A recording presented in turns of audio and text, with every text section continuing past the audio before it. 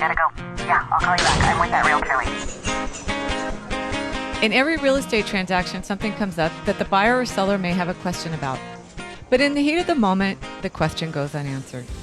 Each episode, I talk with real estate experts and real estate vendors to provide a look at what goes on behind the scenes in the real estate world to get you answers.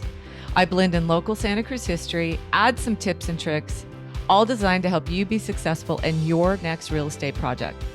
Tell your friends you can't talk right now because you are with the Realtor Lady. Hi, this is Michelle Replogle, and you're with the Realtor Lady. And today I'm with Greg Mann, my broker.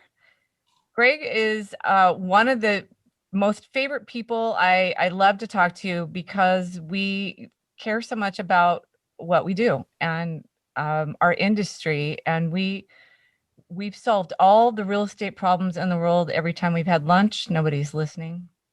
But we really care, and there's a lot of good exchange, and it makes me feel better about what I do because there's a lot of things that come up and makes me not feel so great about what I do sometimes. So it's always nice to talk to Greg. And yeah, take it away, Greg. You read it. Thanks for having me again. Yeah. I'm honored to be back. And yeah, I would definitely say that you nailed it with that lead in that, yeah, after we talk, I feel like we do solve some problems. If nothing else, we diagnose some things. Maybe we don't come up with the medicine or the solution. I think we do. Now, we just had a few minutes before we started talking about an article that was in Mann, and that article was by, do you see a name there? We do need to cite that person. Yes, I do have a name. This is an article by a person named Brett Weinstein, the CEO and founder of some kind of an outfit in Denver. Okay. And give me the highlights on that article. We were kind of going back and forth on some of that, so I thought there was some good stuff there. Yeah, there is. I think it was applicable to what we're pondering today, and of course, it's on my mind, and so I'm seeing what I want to see in it a little bit. So I can't say that I'm going to capture the article for someone else that might read it, but I can offer you this: that there's much ado about the Department of Justice and the National Association of Realtors kind of duking out our practices. And, often it revolves around concepts with antitrust and things like that, MLS and association arrangements and super key, et cetera. And it was an opinion article, and this person did have an opinion, and I can't say that I would endorse it completely, but I do understand the heart of this opinion, and I don't disagree, which really is, if we are professionals and get better and we're really good at our job, then the focus doesn't necessarily need to be on value proposition and, defending our income. And that this person articulated this fairly well and made comparisons to other trades that I think are worthy comparisons. And I've often wondered why we have a trade that didn't involve similar things like certificates or mentorships that are required, et cetera. And so anyway, so it's a good read. I recommend it. It says the title I should share is NAR, Stop Fighting for Commissions, Make Better Realtors. Oh, boom. I know. I had to drop that title. I mean, if someone sees this and they want to read it, at least now they can find it. But that is kind of like a nice period on the sentence. And see, I mean, we've only been talking a couple minutes and I can already see it. You go get a certificate. It takes about 2 years. You do it at night, like my husband did. You can apprentice during the day. Your license basically comes after you've put in so many hours. There's a lot of agents out there that would love to have an assistant apprentice. Then you can specialize. You can go off and do all those little certificates that they try to sell us, but actually those would be classes of being green certified or commercial or any of those other facets and actually learn those and learn habits that hopefully are better. And I think that part of that guy's complaint, I'm sure, is going to be of how much cleanup there is when you're working with an agent that just isn't as skilled, or being on the other side and just watching that other side get just hammered because that person doesn't know what they're doing. There's really not much you can do about it. You just kind of, okay, we give us the keys, we get the house. They could have gotten so much more money. But okay, we're, you know. That's right. Yeah. And I wanted to talk about, and I still want to continue the conversation in the podcast for as long as I do it, is about the value of realtors and the value of people who care and actually spend time in their industry. We talked about already this morning. We had a great discussion about the market. That's super important. Those are professionals that really know what's going on, and we kind of impart that information to each other, and it makes us better realtors. And I don't know how many people actually get to work with those people or us, as it were, and experience that level, because I certainly meet and see a lot of people that aren't at that level of professionalism. And I love this memo you sent me by Vicki Nadorf. Did I say her name right? You did. Do you want to summarize it a little bit? And then at some point, it's a boring part of the conversation, but I need just a little primer on dual agency, because buyers and sellers hear that a lot. And I think it's a good place to just remind them how that came about and why it's such a big deal. For them, they're just signing a piece of paper, but it's a big deal in our industry. If we could talk a little bit about that after you summarize the memo. Well, this memo came about in 1995 when I was the ripe old age of 14, already practicing real estate. Just kidding. Were you were 14 then? Yes. My first house. It was a great decade. Anyway, 1995.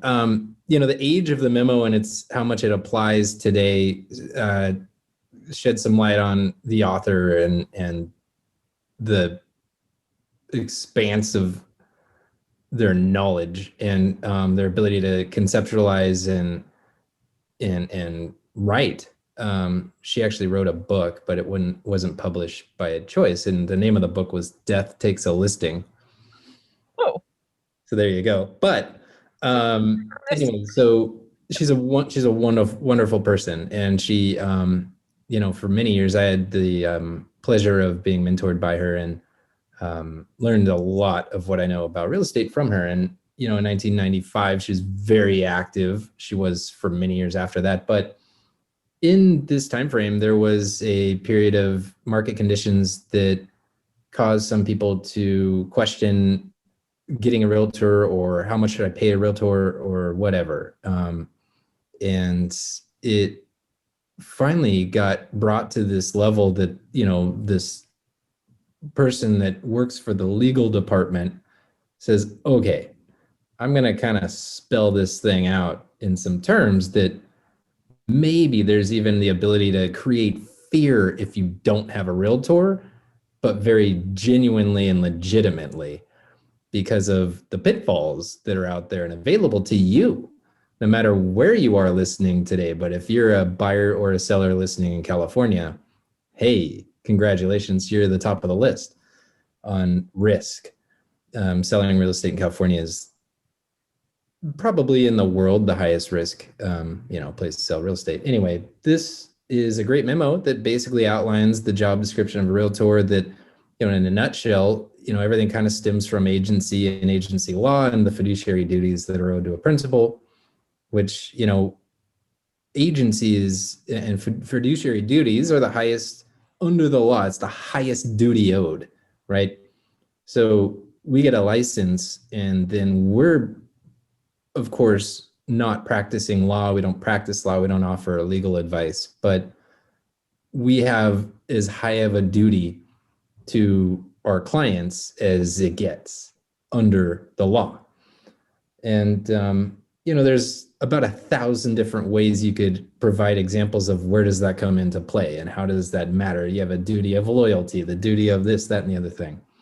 And anyway, this article kind of spelled it out to enable sales associates at the time to better capture a summary to say to clients or explain to clients, here's a little bit of what's going on when you hire us, And it's interesting because, Michelle, when you talked about having this podcast today, this came to mind. And yeah, that here we are 26 years later, and it's very similar and very applicable. I still think we're in a better place in terms of value. We did talk about the for sale by owners not coming back. There are still lower commissions out there, but I just don't see very many listings without a realtor involved somewhere. So Yeah. NAR could have done a good job somewhere along the line to get that value up, or people are just not interested in working that hard to keep it together. But tell us a little bit about dual agency as if we weren't talking to a realtor. Okay. Well, one thing that isn't readily known to many people that, aren't real savvy in the industry here is that dual agency can occur even if it's two different humans that are the realtors, if they work under the same broker license. And so for example, Coldwell Banker, Michelle Replogle would represent a seller, and another Coldwell Banker sales associate would represent a buyer. That's dual agency. Agency laws were sort of modified, and it was a cleanup law effort, they called it. I think it was in 2018.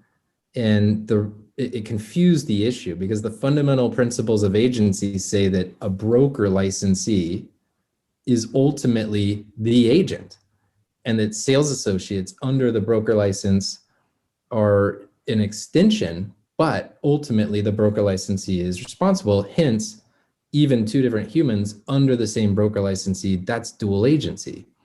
And the 2018 cleanup laws were an attempt to, make it okay for all of us to call each of the individuals agents. Really, they were called sales associates because they were associates of the broker, or a broker associate as well. But anyway, that was an interesting effort that CAR primarily made and worked with legislature in California. And now, our purchase agreement is different when we confirm agency, where you have the brokerage firm and you have an agent representing the seller, agent representing the buyer. And yet it's kind of funky because really the agent is the broker, but the cleanup laws enabled our slang to be okay. So there's a little fun fact for you. So in the 50s, you were really only represented by one person though, right? 60s, 50s? Yes. And really it centered around the seller. Everything centered around the seller, and sub-agency started to occur, right? Where there was somebody working for the buyer would become the sub-agent of the seller's agent, which you can imagine is clear as mud. And, buyers did not really get representation on an equal level that a seller would get, right? Meaning buyers had just essentially a big buyer beware disclaimer slapped across everything. Whereas, in the 80s and 90s, it really started to change, especially in California, where we've really kind of pioneered how real estate professionals probably ought to be arranged and work for principals. And buyers gained a lot of rights, and a lot of court cases modified what our best practice guidance would be. So litigation really molded better buyer representation. And I guess, I think that was late 80s, so it's not that long ago. This article is 95, right? So, Well, the reason I had you even talk a little bit about dual agency, though, is that is still in our psyche of the seller being able to get the deposit. I am still asked by buyers, about the deposit, and is the seller going to keep it? And I think when I bought my house 35 years ago, 25 years ago, it, to an escrow company, it didn't go to I mean, that was a long time ago, but it's still floating around there that the seller is somehow in control from that whole, it used to just be about the seller. Yeah. Yeah. And, and part of the conditions today, which, are pretty extreme, we might refer to it as a seller's market, um, you know, fewer, if any, contingencies involved in purchase contracts. And so the fear is there. And, the competitive buying environment, causes people to assume more risk to get picked and get the house. And yeah, the topic of deposits is one that is difficult to navigate when you can't practice law. And so realtors have to be really educated to help manage expectations on both sides, because often there's a misconception, well, if they don't do this thing, then they're in breach, and that equals the deposit changing hands, right? And the qualifying language involved there, the definitive terms used, are used recklessly often, because it's a process and it involves,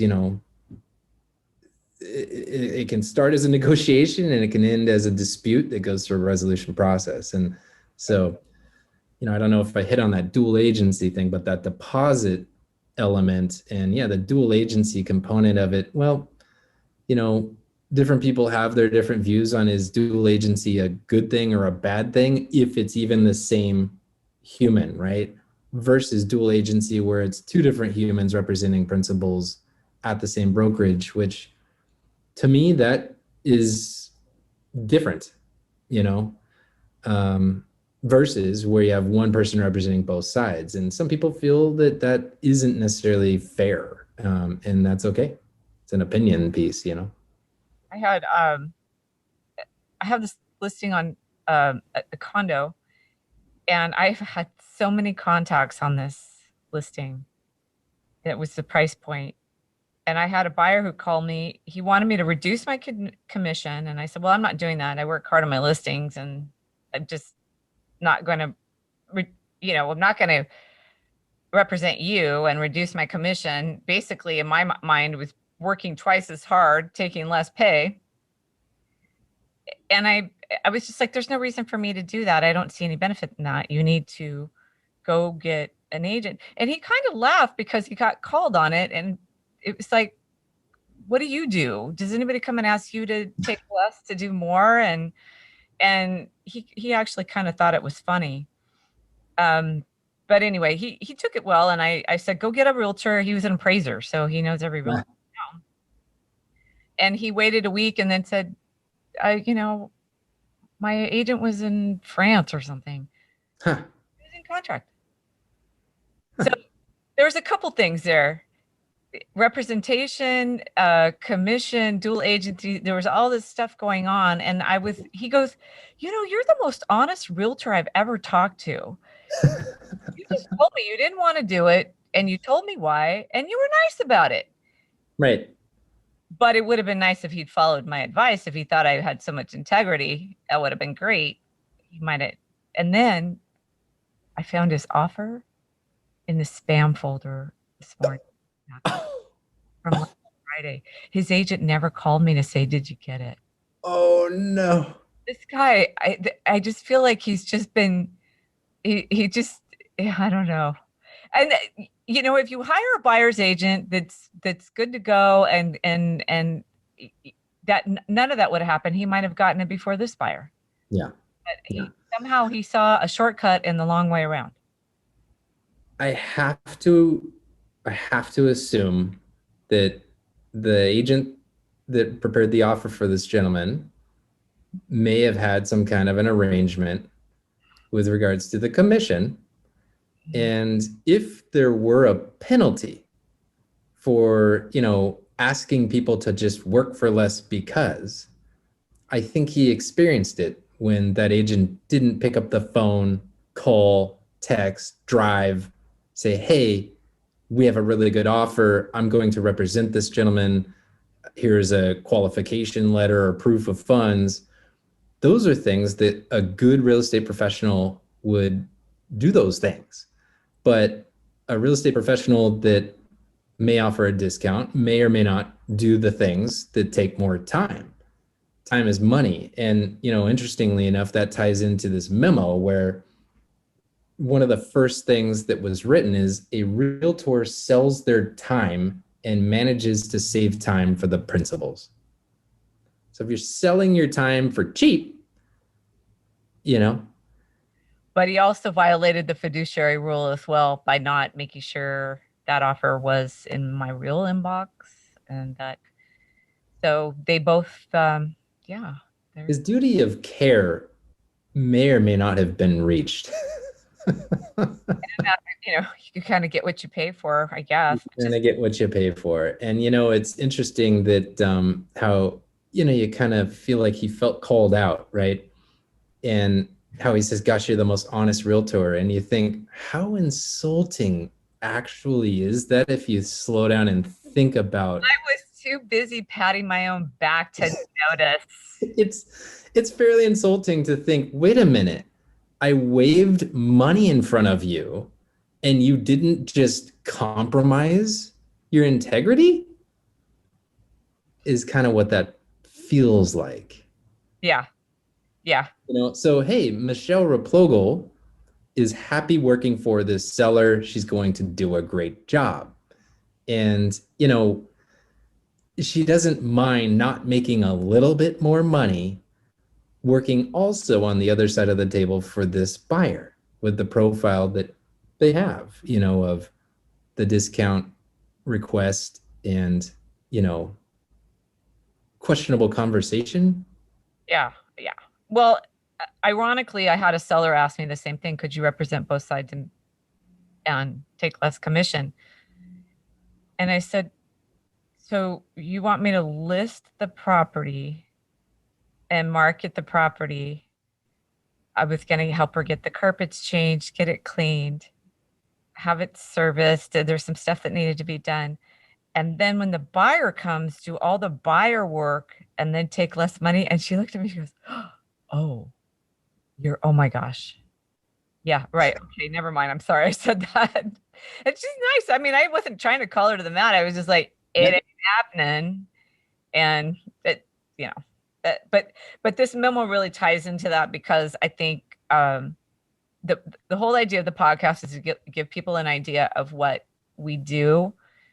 But I'm really also trying to make sure that people who are on convey the integrity and the value that I'm also looking for, to make sure that people know there's a lot of really great people out there that really have your best interests at heart, and they aren't chasing a paycheck. I think after 2007, even when the market just tanked, once I stopped looking at commission checks and how much they were, it was such a better business, and the interactions got better. So having realtors look at their pay and not look at the client is sad. It happens, but there's a lot of people that don't. They just like the business and the challenge. It's because it is. Yeah. I recently spoke to another great real estate professional, and something that this person said was really interesting. In a nutshell, prices are soaring, and this person was considering buying a home. And the concern was the home is so expensive, the mortgage payment would be so high. Even though I'm a fairly successful realtor, My God, I know who you're talking about. I'm worried that this may very well cause some financial distress, and I would less likely be able to say, no, I won't take a job. And that I am not comfortable with, because I have to be able to say, no, I won't take a job, because it makes me more successful. It makes me a better realtor, and it influenced this person's decision-making in their own personal endeavors for a primary residence. You probably know who I'm talking about. I'm a fan of this person. I think you are as well. Yeah, no, I know who it is, and um, I think there's also that downturn. Also, that downturn was good. I think it really kind of seared some butts and got some people out of the business that didn't have the best intentions.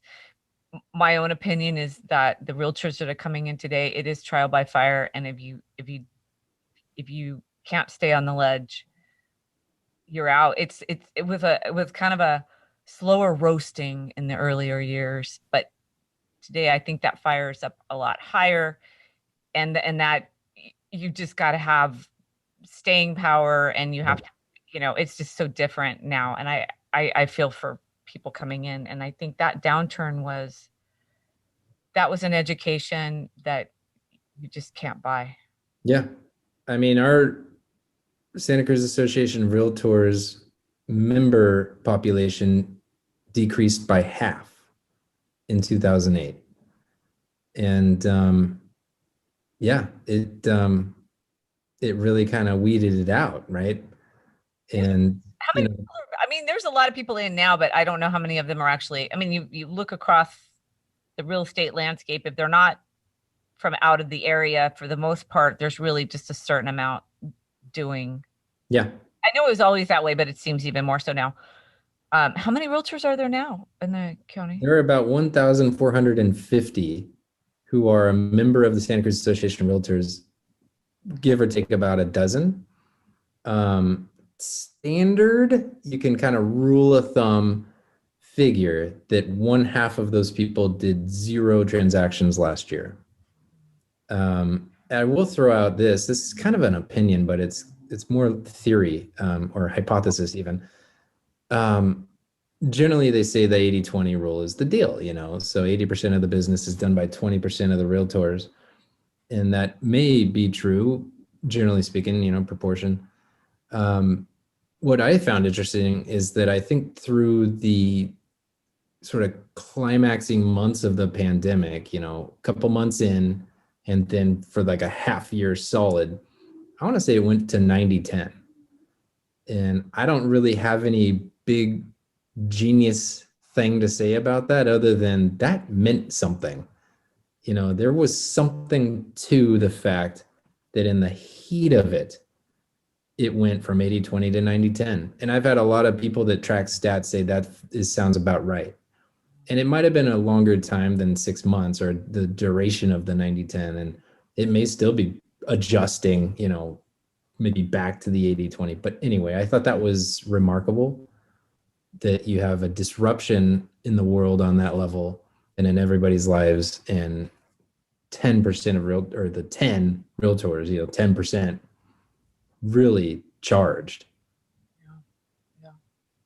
Yeah. Back to the memo. One of the things I liked, she said, a realtor can negotiate at arm's length without the personal and emotional involvement that may hamper the principles. Negotiations must be kept on track. Realtors are able to prevent the principals from getting hung up on any one item and or leaving important issues uncovered. I had just done a buyer seller quick podcast talking about sleeping on it, because buyers and sellers tend to be a bit impulsive, and sellers may take an offer and go, oh, wait, I needed 2 weeks at the end of, I don't have anywhere to go. Or buyers like, no, I want them to take that awful fridge with them. Well, here we are. We're at a point where we don't get to negotiate after the contract is signed, basically. You got to be all in pretty much.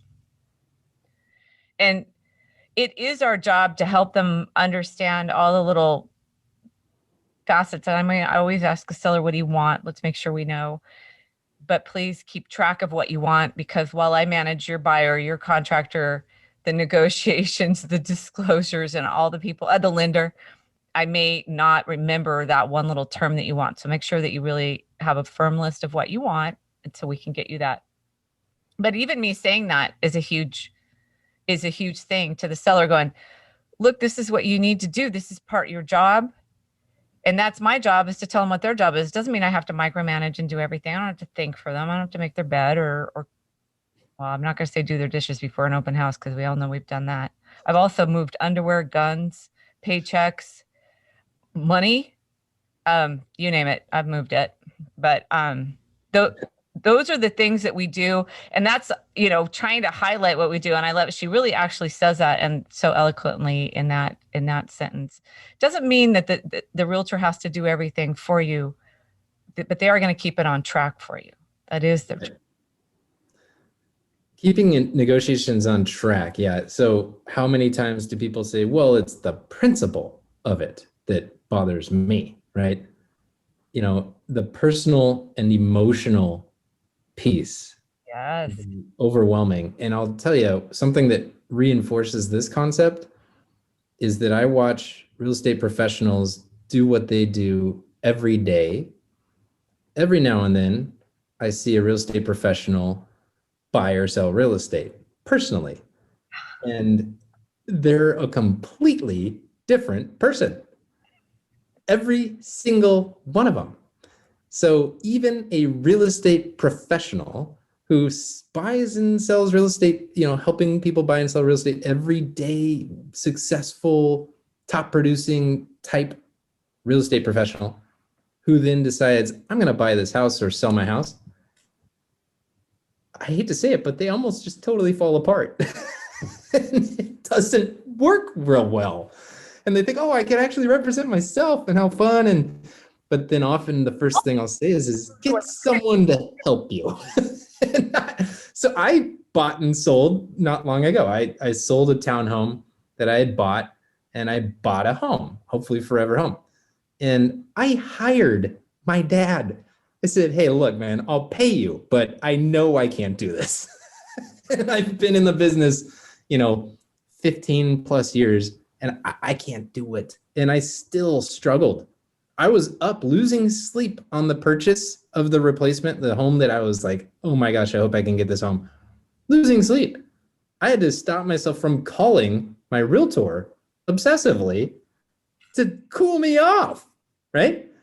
So to me, that experience for me, and I observe real estate professionals go through that experience, just reinforces that no one is so cool that they don't get emotionally or personally involved and potentially unnecessarily even derail a transaction.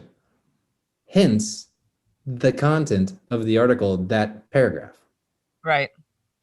Well, I am one of those unemotional, but I did learn the value of actually buying a home without a physical contingency. Ah, I enjoyed that transaction. It wasn't fun watching my home inspector come out of the crawl space, nodding his head, going, "What are you doing? Oh my God, you're going to die. It's a death trap." The hot water heater. So the seller was just crazy, kind of wandering around with this huge dog and a bottle of rosé and literally just half clothed, wandering around the property. I'm not kidding. This is in Live Oak, of course. And turns out the flue from the water heater was rotted out. So all the fumes from the water heater had been going in the house. We couldn't decide if he was drunk, high, or just off from carbon monoxide. And so he saw that. He went into the house. He was all over the house. He was just like, "What are you doing? This is a nightmare." And I was like, "I want it. I don't care." And when we got in there, of course the bills added up. That house is worth more than my house today. The house that I lovingly work on, put effort into, think carefully about every finish, that house has doubled and a half in value. Because I bought it, I just had to have it, and I wasn't overthinking it, and I don't know. It worked out. But I did try to buy another one last year, and I felt the seller was hiding something, and I really got a taste of what a buyer feels like, even though I can explain it to them and help them understand. But her boyfriend was on title, and they wanted me to hire a lawyer to get him off title. Huh. Me, the buyer. It says right in the contract, you have to provide it, right? There's this in there or something in there. So then they told us that the city just wanted us to do a few fixes. We got on a Zoom call with the city. The city, the woman was like, she was turning red in the face. She was not even sitting down. She was so angry about this property. And I woke up the next morning, told them we're canceling, we're out. We on that one, we actually still had some contingencies. And my husband said, "Well, where along the line? I mean, there was so much going on, but where was your end point?" And funny enough, it was I didn't mind that the city yelling and whatever problem they had. It was taking somebody off title because to me that was a clue something more was going on, and that was where the legal battle was going to come. And it was that spidey sense of uh-oh. Now buyers get paranoid because they get in their own head and they start talking, and then there's always someone whispering in their ear of somebody that they heard or a neighbor or this or that, and we can usually calm that down or smooth that over for them. But if something like that came up for my buyer, we all would have definitely been out. But um, I think it's good to have a realtor who's actually bought and sold. I really do. I don't want to discount people who don't. There's a couple good realtors in town that I know don't own property, but it's like a principal that doesn't have kids. I just, you know, I just think you have to, our first house, the carpet was moldy because they cleaned the carpets so much and left all the windows closed. And so the carpet was just never the same. The neighboring property actually dumped water and flooded our crawl space. Never disclosed that. And I get it, but at the same time, we got a great house, so it worked out. But I think it's good to be on the buying, selling side. I would agree. If nothing more, to maintain a level of sympathy. Yeah. And it can be that if you're helping a lot of people, you're having success and you're very productive, that the mechanics, you just have that momentum of the mechanics navigating through. And every person is different. And some of them have emotions that are different than others.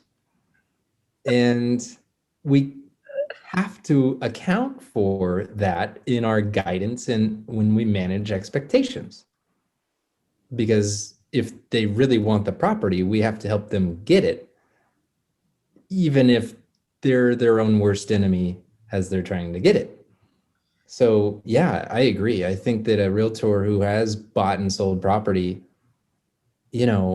maybe not even too long ago, maybe minimum once per decade, it's a solid reminder this is what that feels like. And it's just like how I mentioned that no matter how many people you've helped buy and sell property, once you become the buyer or the seller, you can't be your own realtor. It just pretty much doesn't work because we do more than just the mechanics. Yeah. You know the forms, you have access to them, you know where to put what, but that's not even close to half of the job. So therein lies the pressing need for a realtor to hire a realtor when they're buying or selling. Ironically, the article is really about the buyer representing themselves, and here's a realtor representing themselves. I mean, it's just kind of funny. It is. Of course, the list where I had most of my notes, I actually enjoyed this. I thought it was a really good, just a good reminder of what we do, or even sometimes, I mean, I would recommend sending it out just as a reminder of so we understand what we do. I think some agents too get really wrapped up in I'm selling this and I'm doing that, and it's like, well, how much help did you give? Or I was on the phone today for a while with a seller, and I really enjoyed our conversation. We got a little bit of stuff done, but I think she needed to talk, and that's. What are you going to put in? Here's what I'll do for you. Well, I'll talk to you when you feel like talking about it. Or, I'll when your kid won't keep the house clean before an open house, we'll talk about it. I mean, those are the things you can't really put in a what I'm going to do for you. And that's Job what I'm description. trying to say is that it's really hard to, quantify what we do for people. And that's partly what this podcast is. It's just kind of helping people understand what do we do and the nuances of that. And I've talked to other agents. It's always thrilling to me when I interview other agents from other areas, and I must pick them because there's something about them when they talk about how they helped a buyer or seller and not necessarily uh, get the highest price, but a gal went out in the bushes and got poison oak, and the agent had to kind of figure out how to help get her in a how to deal with that. And I was selling a property in Freedom, and there was this huge pond. This woman had put this amazing pond in it. It had this beautiful green layer on it, and it looked like a lawn. And this kid came running in to run in this lawn and went right in the pond.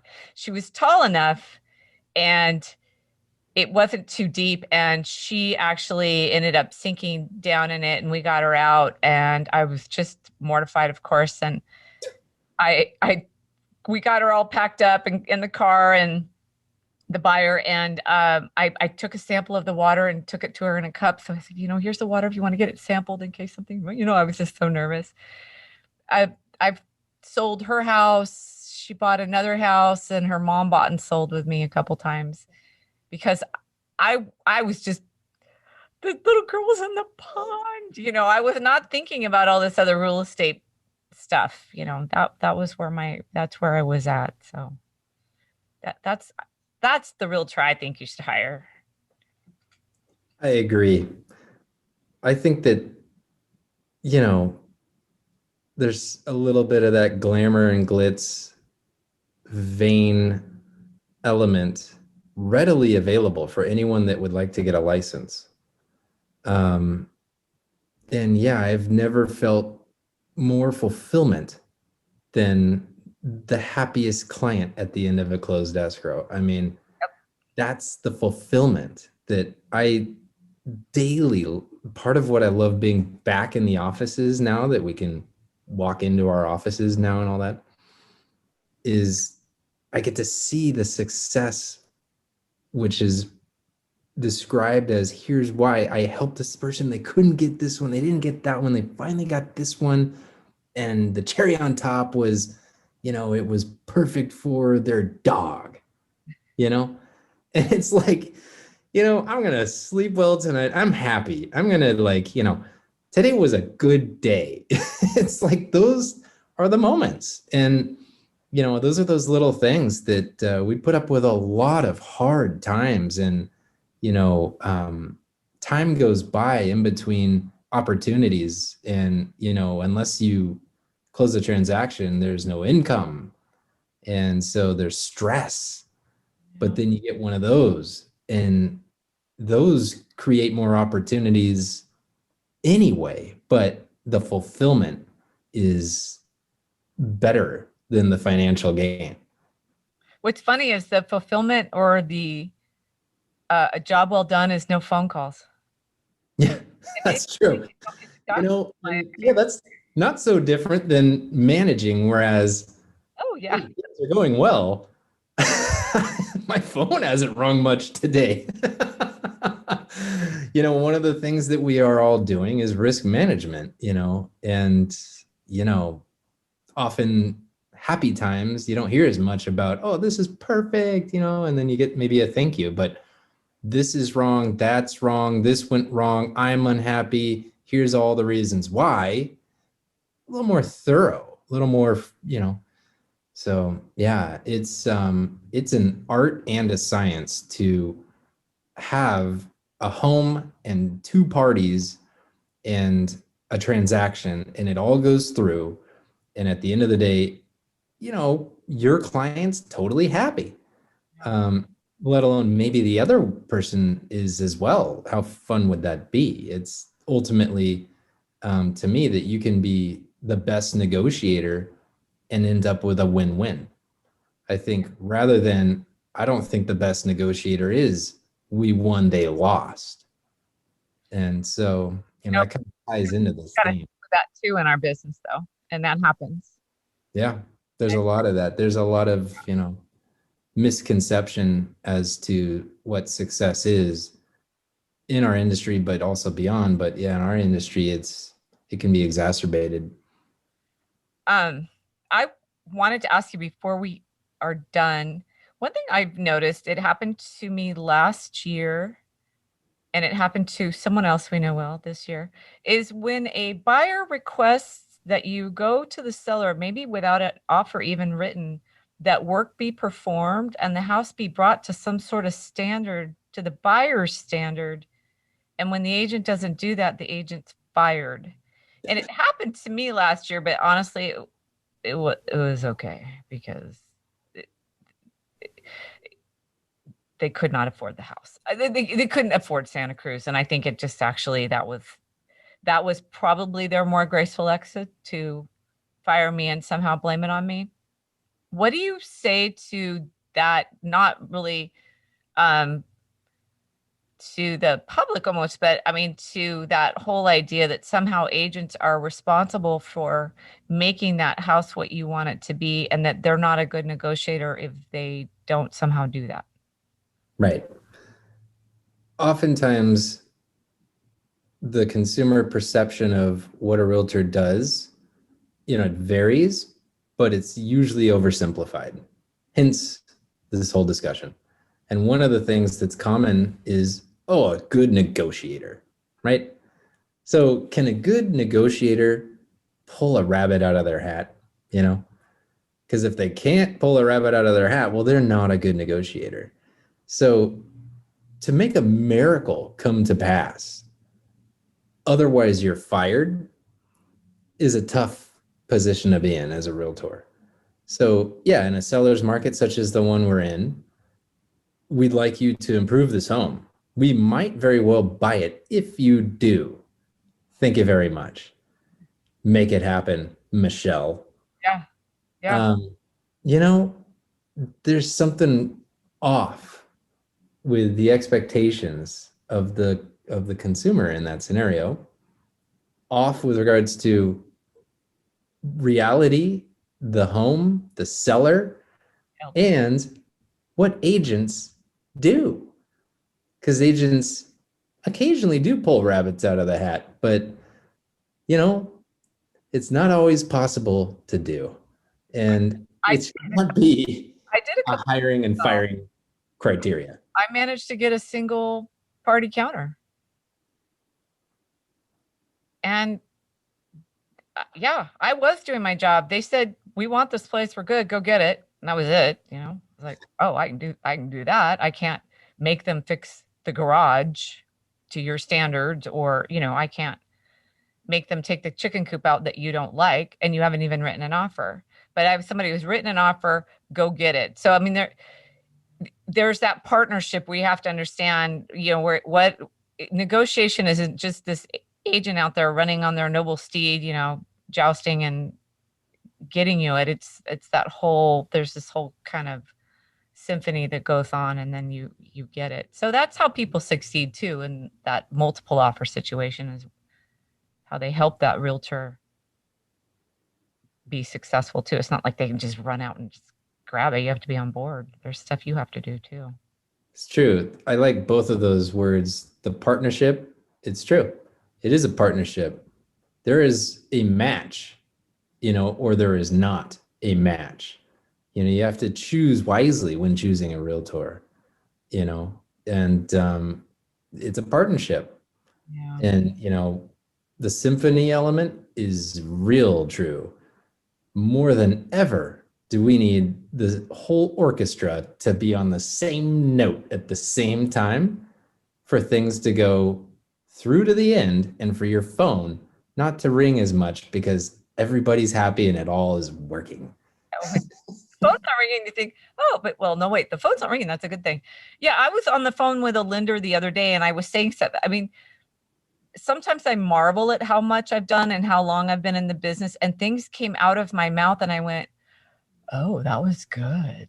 You know, like it was like, oh, that's what a professional who knows what they're doing that has experience. You don't have to overthink it. There's no yelling because you're trying to overarch for what you don't know and what you don't understand. It's just, I don't think so. And I think you need to pick up the phone and get going, and then it happens. But it was all said very flowery and it happened. Yeah, there's a lot to be said for getting a professional. And in that I feel sorry for the newer people because I know just getting those chops, and maybe I got yelled at by a lot of realtors and a few lenders, that might have helped with the stripes. I don't know how much that Yeah. helped more. Um, but there was a lot of grittiness that I don't know how much is there anymore. People just don't answer you. Yeah, it's true. And, I'll throw it out there that sometimes, things are not going to go well in a conversation when the person on the other end is describing the extent of their experience. Ooh. It can be a yellow flag when you start to hear the recital as to the years or number of units, Or no, this is my favorite one. Well, I don't know how long you've been doing this. Right. Uh, Which, frankly, it may or may not be applicable. There's something to be said about newer agents. Can I just tell you?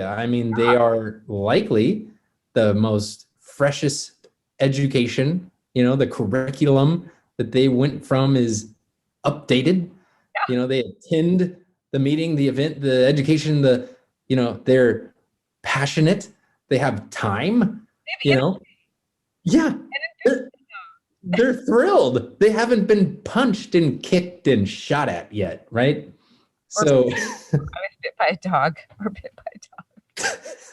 so there's something to be said, but yeah, no, the experience helps. And, in this. But don't get me wrong. I'm not trying to say it over the other. I just think some of the stripes are a little harder to get now, but if you, Yeah. a lot of context for a lot of businesses, it's hard. You can get fired before you get started. And I'm kind of grateful for the experience that I got. Because like I said, now if they have a question, they just ghost you. It's just a thing now where you just don't answer a text, a phone call, or an email, and you're just like, what is going on? And then all of a sudden you see the property go pending. It happens to me too. And that's not a great way to get experience, but to even be yelled at by that agent or get feedback. And there's a lot of politeness in our business, which is dancing around the fact of, well, you wrote a really crappy offer. And, I've had agents, somebody who's really well known in the business wrote me a horrible offer last year. And I've known him a long time. And I was like, this was a really bad offer, right? He's like, yeah, I know. He knew.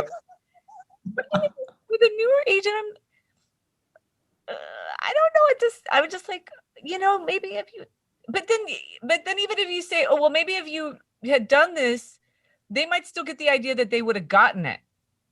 Right. So then there's that too. And, but yeah, it's just an interesting business.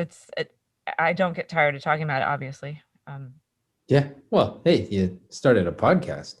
I do YouTube videos on it, and I also blog about stuff. And I did one of my best blogs this year was regrets and how I felt I could have written a better offer, or I could have done better for the client, and helping the consumer understand that you're disappointed, we're disappointed. It's not for trying. I can't remember the situation, but there was something that had come up, and I just, some of it I can't control and I can't overcome. And that's, that's just kind of a bummer about it. On our side, we feel bad too when we don't sit there and go, oh, that jerk agent didn't let you, didn't take your offer or something. It's just like, oh, that sucks. And yeah, and like you mentioned ghosting, this is very much a people business, right? And how complicated can it be to be in a people business with decreased accountability? Yeah. Yeah. And even just saying you didn't get it. In fact, there was a thread on Facebook for Mastermind Group, and it was, do you take the time to call all the other all the other offers that they didn't get accepted? There's a lot of agents that don't do that anymore. I had one agent, Yes. she got 8 offers and she just said, "Oh, we're countering tomorrow." Crickets. And then after that, didn't answer me. I mean, Some of the agents that I've admired over the years and considered role models, I can clearly remember them saying explicitly, I always call back every single buyer's agent because I want them to at least have some messaging, not only for themselves, but to pass along to that buyer. Because that buyer got, hopefully, likely, all of their qualifications in check. They looked at property, they thought about it, they discussed it with their family or their partner or whatever. And they finally said, let's do it. We'll put it in writing. How does this work? Submit the offer. They lost sleep hoping they were going to get the answer they were looking for. Don't ghost that person. although I did have somebody, I told them they didn't get the offer, and she goes, a day later, she texts me after I called left them. They didn't want it anyway. It's like, way to go, stellar buyer's agent. You're just out Right? there. Yeah, I was, yeah, yeah. I was like, We'll be sure to, present your offer in the best light in the future. yep, When, off the pile. yeah, clearly this is, who had the last laugh. I mean, we're talking about people and their dreams of homeownership and helping them have a good experience, not, aha, got you. Yeah, yeah. It's interesting. I mean, that all the interactions and the buyers and the sellers and the other agents and the lenders. And I've really found that if you talk with them, especially when things are getting stressful, let them go and let them give it to you.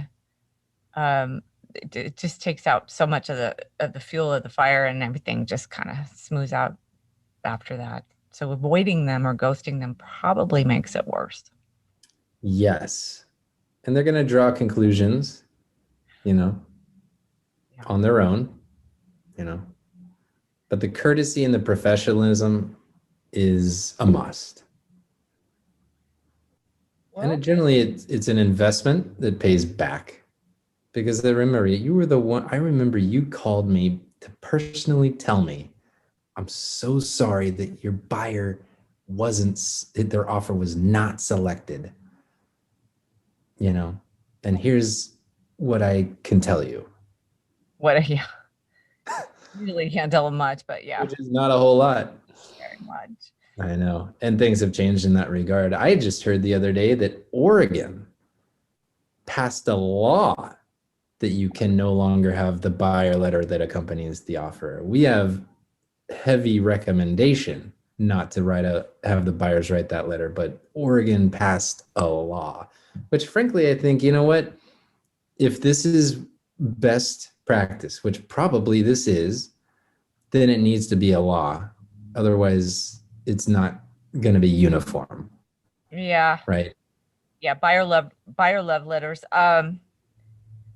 Sort of. I mean, I think to know a little bit, maybe not their ethnic identity or their jobs or which you're going to find out from the proof of funds anyway. But I know a buyer got up higher in the offer pile because she understood the neighborhood, Yeah. and the seller was concerned that on the other ones that they would write these high offers to get in and then take a look, even maybe forfeiting a deposit based on it, because I've sold some properties in some neighborhoods that just aren't the best.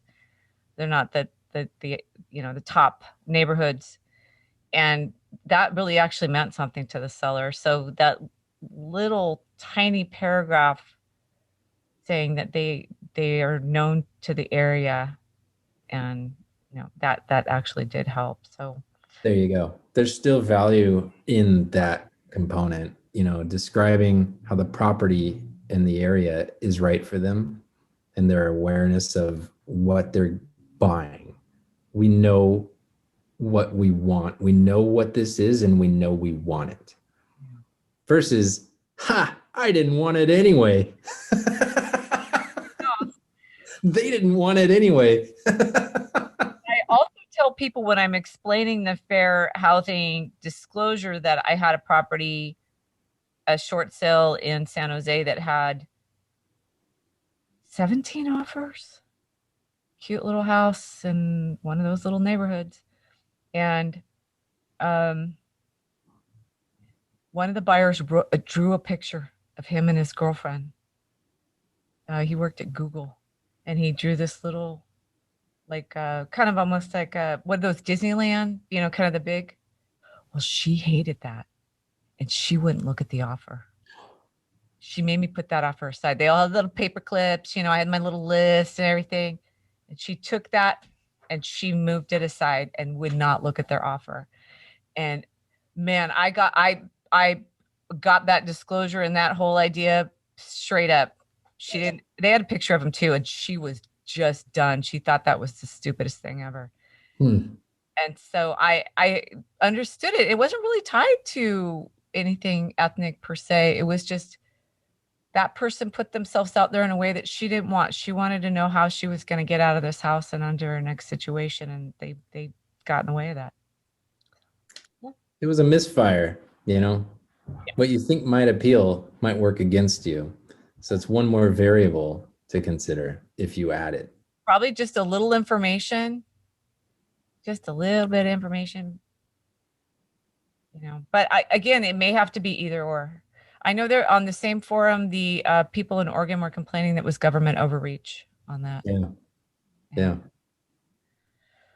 Well, it is really getting into the weeds, that's for sure. Did we solve all the problems of real estate today? I think we got one step closer. Do you happen to have a copy of this book, Death Takes a Listing? I really wish. I've requested it time and again. I'll make another pass. What's happening? We'll have to have a little book club. Yeah. She would be awfully tickled that we're talking about her book on a podcast right now. I would love it. No, try to get it. Why don't you get it and we can have a couple people read it, and we'll do a little podcast on the book. I'm on it. Yeah, she has a lot of value to add to the conversation, I can tell. So. Oh yeah. Brilliant. Yeah. She's has some medical issues. Is she retired and done with that? Close. Very close. Yeah. She made some moves to take a little more control over her time in recent years, which is nice. And yeah, her family is amazing. She's very close with her family, and she's had some milestones in the family realm that she's been able to be heavily involved with. And so the work-life balance, because this person is very devoted and passionate about their career. So the struggle for work-life balance was probably real. And the adjustments that were made, I'm kind of just a fly on the wall observing. I'm thinking enabled a little bit more of some of the better things in life. Yeah. Family time. Well, thank you very much, and I just hope you listen to this. I'm gonna download the podcast app and then have someone else listen to it. I'm pretty sure it's not on my phone. I'll be good with that. That'll be okay. Fun. You can even have someone in your family listen to it. You will have compelled me to download an app just to access your podcast. Well, actually, you don't. I've texted it to you. Just push play. You don't. So, anyway, well, thank you again. And yes. I will have you on again, but I would challenge you to find this book and see if we can't do that. Worthy. You know what? I'm glad you bring that up. I value every minute I get with this person, whether it's their work or them. And so this would be one more thing I could have. Awesome. Well, thank you very much. And I will probably talk to you soon. Probably, right? Yeah. Hey, call me tomorrow if you want. Oh, I do need to. That's right. We have a few things we need to talk about, don't we? Yeah. Okay. Okay. Talk to you later.